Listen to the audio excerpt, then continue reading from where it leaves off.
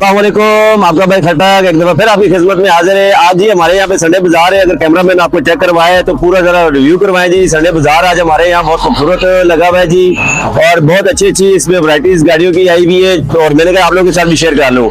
तो मेरे पास आज जो गाड़ी आई हुई है जी, 7 मॉडल की VXL आई है A5 इंजन में।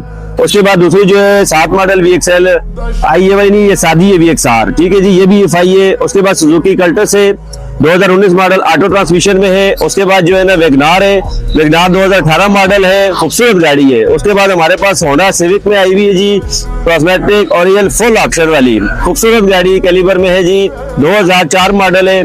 उसके बाद अल्टस मेरे पास 2015 मॉडल की आई हुई है, मिरान मेरे पास 2012 मॉडल की आई हुई है, और भी मजीद इसके अलावा खूबसूरत गाड़ियां आई हुई है।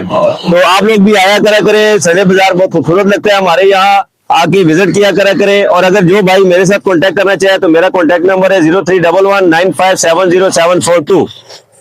अल्लाह हाफिज।